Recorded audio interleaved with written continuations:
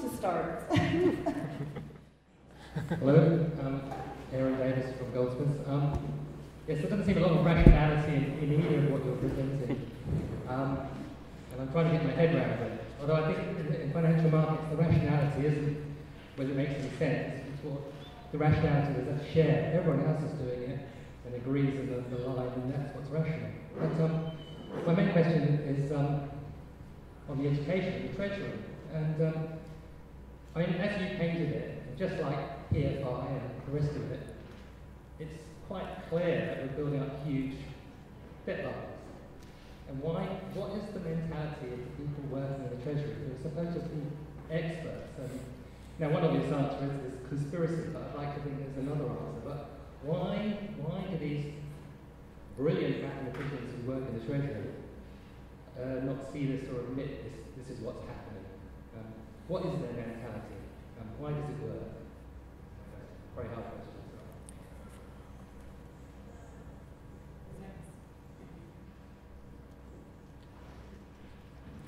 So in the paper today, there was an interesting article about a trader that got caught kind of insider trading, and I think this is kind of part of the problem. We always actually think there's just kind of one little lone trader, whereas actually the whole system itself is incredibly corrupt. Okay, I'm going to ask a question, because I never get to ask a question. So we're ending now Friday afternoon. We start way back to yesterday morning, when Anthropology explains to us that, effectively the deregulation of finance has meant that banks can create money, as Brett points out, through just creating a loan account. It's not linked to reserves, it's not linked to equity ratios, which is why they're insolvent. Effectively, and why do banks do it? Well, because it allows them to create an asset. They create a claim on your income. They issue a piece of paper that says, you will pay me this amount of interest for this amount of time. And we just allow, this seems quite, it makes sense. Technically it makes sense. But what Brett points out here, that I've been surprised it's taken this long to come out, is that it's technology that is transformative. Why this happens, how it happens, is through the digital, technology, servers, computer code, and the idea that he stands up and says, I'm going to write this like it's a code, it's because it's the code that allows it to happen, is something that we haven't really taken seriously, that technology is transformative. And what allows us to sell student loans, which allow, and you talk about the Excel spreadsheets and the accounting, that accounting was the technology of what, the 1500s when Medici's the double and triple keeping? 1500s? Am I right? Something like that. Yeah. Yeah. So again, that was like a social technology from a mathematical technology. So I would just like you guys to perhaps reflect for a moment on the role that technology plays as transformative. What I thought was,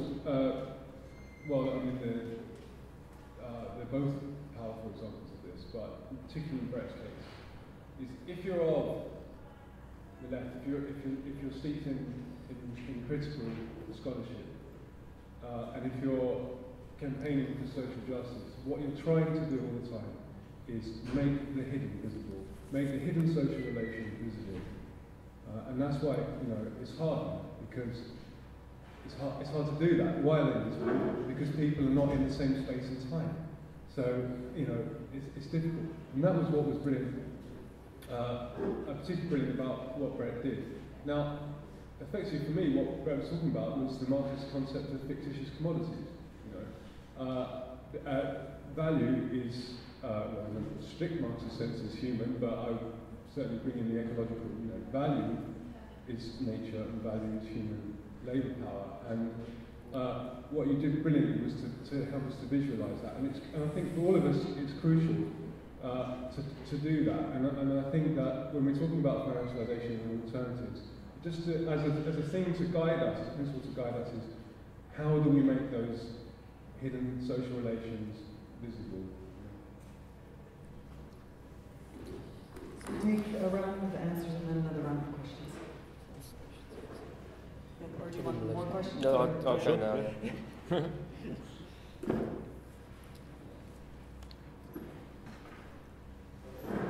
I'll start with Aaron's question. It's the harder one, so I'll give my intimations.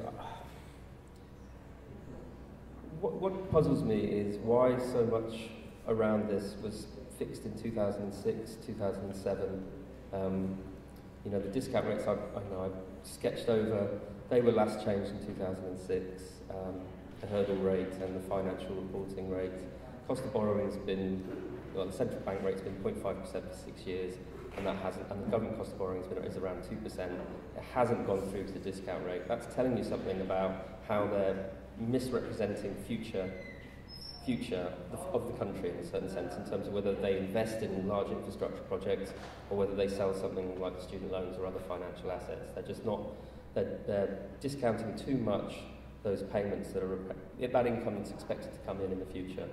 Now, I think it's to do with that, maybe that first graph, which shows you that 40% PSND to GDP, 2007, they would love to just go back to that, and there's a sort of denial that this is a blip, and it will take us a long time to manage our way back there, but that's where they were comfortable. And I think it's the Treasury sense it's primarily wants to think itself in terms of control, you know, and maintenance of sound money. I mean, it has all these supply side reform agendas about free markets, but if you put those things together, that's the sense I have, is that there isn't a sense in which there was any mismanagement of the economy prior to 2008-9, and really, in some sense, they were very keen on what Gordon Brown brought in. They loved the separation of current expenditure and capital expenditure, and they loved what's happened with the independence of the Bank of England. All that stuff, they feel that was the right way to go. They were very keen on the introduction of resource accounting and budgeting across departments, which is a whole other issue, which is about why is government accounting being brought into line with private sector accounting when they should be two fundamentally different kinds of operation. I think it's a number of contributing factors there. I don't necessarily think it's a conspiracy in that sense, but there's an ideology about what the function of something like the Treasury is. The other thing, which is in the sort of second half of the paper that I didn't get onto, is there is a concern about capital superabundance, shall we say. There is a lot of money in the world which can't find returns, and were the Treasury to create new asset classes for pension funds and insurance companies and other large funds to invest in, that would diversify portfolios. It would, maybe just provide something for them to invest in, and perhaps, certainly, if you look at the function of something like the shareholder executive, which is a division of the Department of Business Innovation and Skills, but is really a Treasury operation and filled with people from the financial sector. Their function is effectively to manage, inverted commas, manage the asset portfolio of the country. Their job is to sell it, and this idea that the country should not hold assets as a nation is absolutely ingrained, and that's why they'll repeatedly sell things at a loss, because they have a broader idea of what the state should be. Now, I think that's where this big ideas is a huge problem, because if you focus too much on things like all the national accounting basically encodes is an ideology of the state and how it should be managed. But this is, I suppose, would connect to what James was talking about this morning on this sort of state-bank nexus. I think there's also a money fund, issue, and that's a kind of Minskian point about money manager capitalism. But this idea that the state would create new asset classes, I think, is something we should be aware of, and would be a new unfamiliar form of exploitation, much as he talked about an unfamiliar form of exploitation. And that connects with Jonna's point. You can find the vision of how the state should be engaged in education in Milton Friedman's 1955 essay, The Role for Government in Education. You can find vouchers, and you can find income contingent repayment loans, slightly differently expressed. Keith Joseph and Oliver Letwin spent a lot of time in the 80s seeing if they could introduce a voucher scheme into education. The technology wasn't there. They were using effectively paper-based systems. We don't have that now. Student loans, particularly the shift from direct debit collection of student loans under the old mortgage loans to HMRC payroll, PAY collection, is a huge thing. So when I talk about the sale of student loans, the new loans aren't going to be sold on to a different collector. The state will still be collecting student loans on behalf of the purchaser. It's just the repayments collected will be going to other people. It simply wasn't possible before. And the big thing that people aren't aware of, which I have written in the paper for you, Aaron, is about the Small Business Enterprise and Employability Bill, which is going through Parliament at the moment. There's a whole section there called Evaluating Education, which basically gives government the power to match up data sets from HMRC and UCAS and other educational data sets from HESA, which will give them the ability to say, this student from this district with these qualifications, doing this degree at this institution, repays X%. This is the dream. You know, the loans aren't just this is my kind of key point, is loans are not just a way of getting more with less. Loans go out into the world and generate information in the way they're repaid. And if you can begin to break down that repayment data into patterns, different things happen. And that's the other way that technology enables things to happen. This is, you know, really the next phase of policy is, should we be loaning this money to this student to do this course, given that we don't think we're going to get it back? That's really the next phase of this. So that's the kind of answer to those two questions. Making the hidden relations visible, yeah, that's exactly what I'm trying to do. And this technical stuff, it's not easy. I don't have much to add. I mean, it's a really, really fun, exciting activity to try and do this sort of making the invisible visible. There's actually a very cool Berlin-based group called Tactical Tech Collective, and they've got a whole project around how you do this, not only for economic systems, but for example, hidden political ties, all sorts of stuff that people struggle to intuitively understand. And it's not just about, say, you know, big fancy maps and stuff. There's other methodologies for how do you try and connect people to the reality of what's going on around them. And I think, yeah, I mean, on the technology point, yeah, absolutely. There's a lot of interesting work to be done on the sort of, what you call it, like maybe like the structures of psychological disconnection, maybe, that you find in the financial sector. The technological element is one part of this, but there's also actually, I mean, you saw these like multiple levels of claims actually have a psychological kind of, it's a bit like bombing at a distance. You can't perceive the morality of what you're doing. So this is a big part of the sort of the strange debate around ethics and finance. People always fetishizing about how financial professionals are somewhat depraved or something, but that's a very sort of small issue.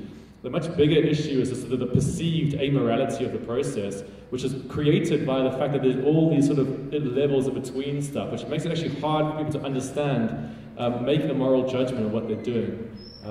So actually then, in terms of like, one of the interesting sort of things about why you want to try and sometimes visualize these things is it brings back that moral element, so it shows that the sort of ground level realities of things. So that's all. Okay, we'll take another questions. Quick. We can begin. I would like to thank both the speakers and indeed all the speakers of this weekend for guiding me into an abstract world of power fantasy, but in fact serious reality. Compare all this with the sick joke of the electoral pantomime being directed from the Westminster, crumbling Westminster Palace Theatre, which in fact is the real longest running farce in Whitehall. It's not the mousetrap. We've really got to break this system down. Now, I don't advocate violence. It can be done peacefully. I said it yesterday, I'm saying it once more. Please, everybody in this room, if you vote, don't vote for an establishment party candidate. Because if you do, you're enabling it to continue. And all the good work you're doing is going down the pan. So that's my main point. What I would say is a passing reference to the former Goldsmith warden, after whom this church, I think, or the school is named, is Richard Hoggart, who was a literary critic and author of the uses of literacy. And, you know, to an extent, this series of lectures has been economic literacy. So I would like to just say, as a relative outsider, thank you all for putting me on a damn difficult path that I've got to try and sort out and to persuade 8 million voters in Wessex to get their heads together and get their own parliament and their own correct financial situation.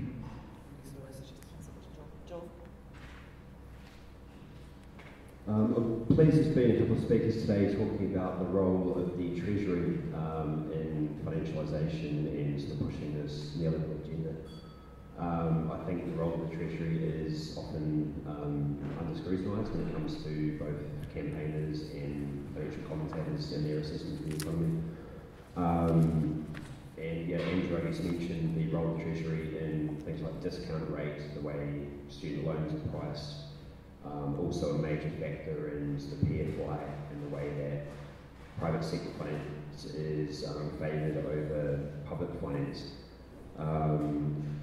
Obviously, you know, the Treasury, as James was talking about this morning, is a major issue with the revolving door. I had a call from a journalist a couple of months back saying they've sort of looked at Big Four accountancy rotations at the Treasury. There've been something like 200 over the past couple of years alone.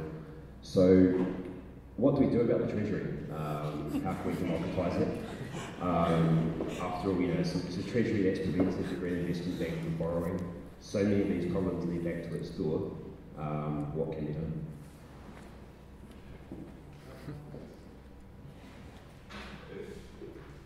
Thanks a lot for both presentations, very interesting. I wanted to pick up on Brett's comments on the divestment movement. And my question would, and I was very happy that you also just made the last comment that for me was sort of saying even the whole sovereign structure is political, not just the individual elements, but it's like distancing from the real to the last part of the system. It's political itself. But regarding the divestment movement, divestment means also reinvestment into something else. Isn't there a risk that because of the complexity of the financial system, that actually also the reinvestment will be in systems that are actually very difficult to monitor if the impact is actually good for the planet, and that we're not maybe focusing too much on the divestment and not on creating actually those new forms, new structures where people can invest, and that's not actually where we should be putting our focus at the moment. I don't know if that's clear as a question. Thank you very much. Thank you also to both speakers.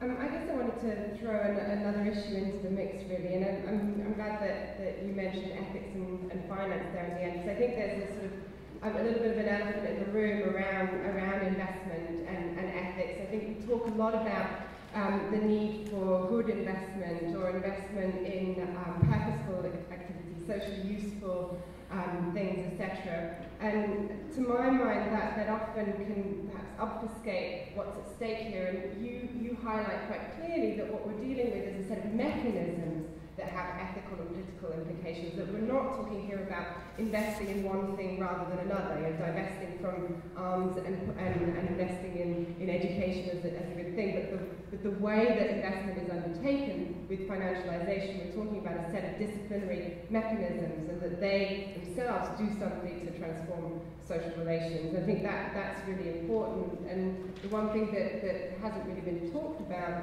so far is when you talk about claims on claims on claims, and these sort of what we're dealing with is what is the relationship between those claims on claims on claims, or how do those claims on claims put us in relation to one another. And of course what's behind that, the logic that's driving it, is the return on investment. And how do you maximise that return on investment is you're constantly having to intensify competition. And that's how we are being put in relation to one another. So I guess it's just to emphasise that when we're talking about these mechanisms in the politics and the ethics of them, that it's not the outcome that we need to focus on, not the ethics of the outcome, but really those mechanisms and what lies behind them and how they put us in relation to one another.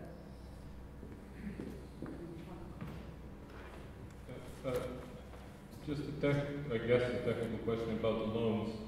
I mean, if I understood you correctly, I can see how it might be better if it was classed as expenditure, which would then go into the GDP, and so on. But given that it's counted as an acquisition of a financial asset, you also did say that there are apparently some problems with expected repayments of these loans. Doesn't it then perhaps also make sense that even with a too high discount rate, which reduces net present value, selling it off, but you do get the cash to reduce the liability that you have, given the risk that they may not be repaid, doesn't it then at least make some sense to try to offload this risk onto someone else? Can I follow that up by saying, what is the risk it won't be repaid when you have the state as the debt collector? Does it improve? If you think about private debt, right? If you sell it on to a third party, but if you have, this is the state, use of force, like we also have tax collection and monitoring and citizenship. Is it risk adjusted? I would just add that.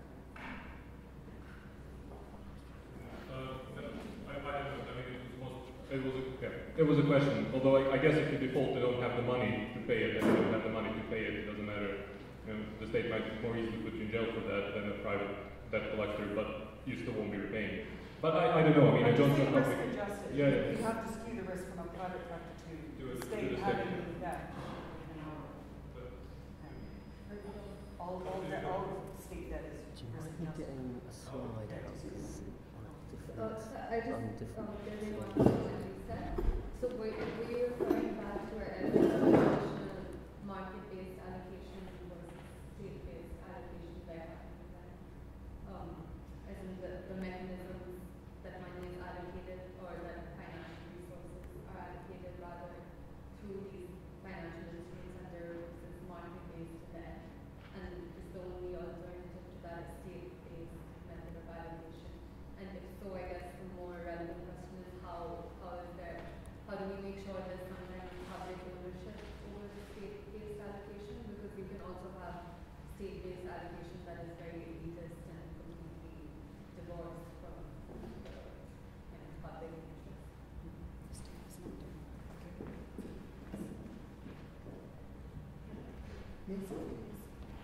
Maybe this is a stupid question. It's very possible because my knowledge about this is quite limited. I should be actually much better. But are we actually sure in your predictions that student fees will be lent by the government for much longer? Why do you assume that? And it's not quite likely that private loans will take over. So what would that mean to your statistics? Okay. I wasn't being distracted. I thought this slide might help those technical questions. The loans we have for students in England are income contingent repayment loans. So you just pay a percentage over a repayment threshold, and particular detail of this one is 9% over 21,000 for loans that were issued since 2012. This is the real percent repayment profile on loans issued in 2012. This looks nothing like a normal loan. Those of you familiar with normal loans, like a loan for a car, a fixed period repayment loan, this is in real terms, not nominal terms. So if you sign a contract for a loan on a car, let's say you agree to pay £1,000 a month for 10 years, let's say, okay? The first payment is the highest value payment because it gets eroded by inflation, right? So the repayment pattern would start here and go down like this. All of the real value in your loan is really up front. Income contingent repayment loans, the value, most of the value of the loan is projected to be 2 decades away. It's really unusual, and therefore the uncertainty is qualitatively different for normal loans. It's not just they have long lifetimes, it's the distribution in the repayment profiles. No commercial operator will issue a loan on this basis. Clearly, but are we sure that this basis will remain? I mean, well, this is... would be quite, I might be out of touch with reality, but private ventures will be moving to an American model, like potentially for 5-6 years, especially if we go down not be kind of what's debated. It will not be, you only start paying when you have 20,000. Yeah. You start paying the moment you finish, and if not, put you in jail. I mean, that's quite clearly what happens. Okay, well, two related points there. We're not going to see the student debt crisis we're seeing in the States, because in the States, what you repay when you graduate is determined by how much you borrowed, and you have to begin repaying immediately. You don't get this here. So we won't get those immediate social, and that's the main reason we won't shift to them, and they will shift to us, giving people the option to change their fixed period payment loans into something that looks more like us. It's just politically, the debt burden on graduates in the States is completely different because of that. Our issue is that people in their 40s and 50s are going to be making most of the repayments. Are you sure that this is not going to, that we stay in that model? The terms will get less generous. That's my point about freezing the repayment threshold. The difficulty is it's obviously extremely politically sensitive. I mean, think back to the demonstrations in Parliament in 2010. If you clamp down on those repayment terms too quickly, we'll see something similar. Now, the only way you get the private sector to buy this is by basically selling it at a massive discount. They'll take the risk if you sell it to them cheap enough. And but in this way, this is your question. The Treasury in some ways would prefer to crystallise the future loss today, even at a bigger loss than what's projected, because they'd rather know, they don't want the risk, they want a known loss now. And that will still be less money than paying the universities directly out of current expenditure the entire cost of tuition. So it gets much more, it's obviously a much more complicated model. You becoming an originate to distribute. You originate a loan and then you distribute it. You lose money because the loans aren't expected to produce the full value of the payments anyway, and then you sell it on to a private sector who's got a higher cost of borrowing, so they're going to offer you a lower price again. But that loss that you're fixing is less than paying directly to the universities, and that's, I think, is their thinking. You get more for less. The problem is the sale is so difficult. You've got to kind of think, well, how do you shift £10 billion of loans a year? Who's going to buy those? Can we securitise them? How do I know which graduates are going to repay what? So the same stuff that's in the small enterprise bill about performance ratings for universities based on repayment to their students is exactly the kind of data that potential funds who want to price the loans don't have and want to know. I mean, this is the thing, the two things are co-evil. They don't have a data that they can use. These look like nothing like their loans they have. They can't, crunch the data. They can't slice and dice and can't come up with all these sophisticated models that Brett's talking about. The current model is just to get an insurance company to buy all the loans that were issued in 2012, just take the whole lot onto their balance sheet. That's just not feasible in the long run. But the securitisation is too complicated given this at the moment, and people need the data. So the fight at the moment, which isn't happening, this is why our government's been much more sophisticated than, say, Australia, is they're doing all this piecemeal in different bits of legislation. So there's a whole clause in the Small Enterprise Bill which is about creating the data that basically you need to do the kind of stuff that Brett's talking about with UK student loans. But who's even talking about that in public? I mean, this is the making things hidden problem. I mean, it's just far more insidious in a certain sense. But you can sell it to the public as, well, 18-year-olds, they need to know whether the course they're going to do is going to lead to a better job. And if politics at Bristol, or their students repay 85% of what they borrowed, but they've got the option to do politics at Sussex and only 50, those graduates only repay 50, that's a public policy issue, isn't it? These people should be informed consumers. They should know this data. I mean, that's the hard thing. It's not just making things hidden. It's the narrative is really simple in favour of this. It's cheaper, we do more, and you need to know that information because you're the consumer. The challenge for academics in particular is how to articulate how this would radically change what's on offer, because the buildings will still be here, the subjects may still be here, but they may look nothing like they used to. Oh, sorry. Yeah.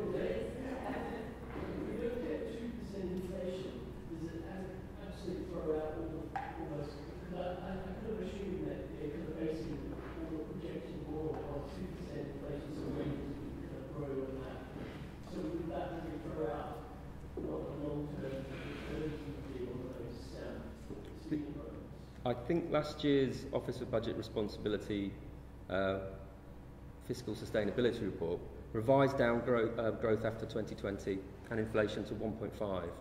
But yes, those are built in. The assumptions are that we return to trend from 2020 and that graduate earnings recover and keep going. So that's already built into these projections. Sorry?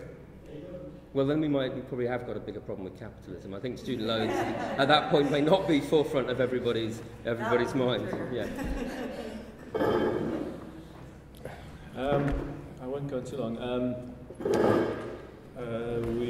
So I think you put that pretty well. So I don't need to add very much onto what your statements were, but yeah, absolutely. I mean, there's this in the public debate. There's this kind of like painful tendency to talk about the sort of imagined, moral flaws of the individual person. I mean, sure, they might have moral flaws, but it's not something that you can just attribute to specific to an individual. There's whole institutional structures around how those moral frameworks emerge.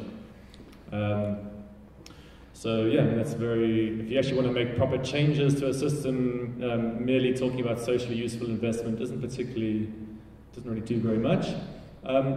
I mean, that said, I mean, you can alter the sort of cultural landscape in certain ways.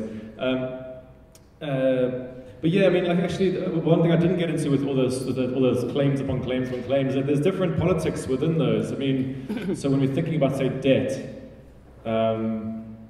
a debt is a claim upon somebody from somebody else. But the terms of that have different dynamics to them. I mean, if you look at, for example, payday lending, where Carl sort of done lots of work on that kind of thing, that's a particular type of thing where an investor has put money into a situation, or lent money to somebody on particularly bad terms, and then extract a really onerous claim back from them. And they kind of like, it creates this real sort of like burden of debt on somebody. On the other hand, you look at, say, hedge funds. They have a very different relationship with creditors. Actually, banks will be tripping over themselves to try and lend on better terms. And actually, sometimes the banks themselves can be screwed by the hedge funds the other way around. So debt in itself doesn't necessarily have a singular kind of like a dynamic to it. And actually, obviously, in sort of more sort of informal social settings, debt's quite an important thing. The sense of reciprocity between people, this idea actually you kind of hold society together to some extent between sort of claims people have on each other. But of course, when you formalize those claims into sort of legally backed debt instruments, they can become chains. So there's a whole sort of world to be explored there, and I know you guys are doing lots of interesting work on that. So yeah, merely pointing out that there's this chain of claims doesn't really illuminate everything. And actually, when you look at there are alternative structures, for example, like equity-based structures versus debt-based structures, which have different political dynamics to them. And there's a whole world of like literature and sort of research around that. And those are they represent different forms of claims. You can actually have more positive social situations emerging from, for example, equity structures, which like cooperative movements attempt to create that form of claim. Okay, so that's a very good point. Vika, on divestment, I tend to not perceive divestment as a movement to actually move money away from fossil fuel industry per se. There's one sort of school of thought about divestment that the actual purpose is to like make this flood of money move away from fossil fuels and then into this other thing.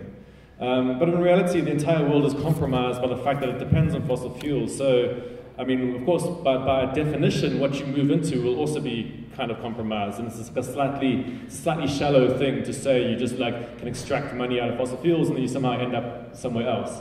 That isn't like that. The actual purpose of divestment to me is to sort of change the political debate and also change the sort of moral precedents within the financial sector to create more pressure to create, I say create a lot, bring forth a future reality where you actually could have that situation where you could have ethical investment or say sustainable investment. So yeah, I mean it's true. You have to complement divestment campaigns with alternatives, a bit like Joel with the community reinvest is trying to do. But the real strategic goal of divestment right now is actually to delegitimize the notion that unsustainable investment is normal and acceptable. From that point, you can then have political action of various forms, which tries to make that into reality.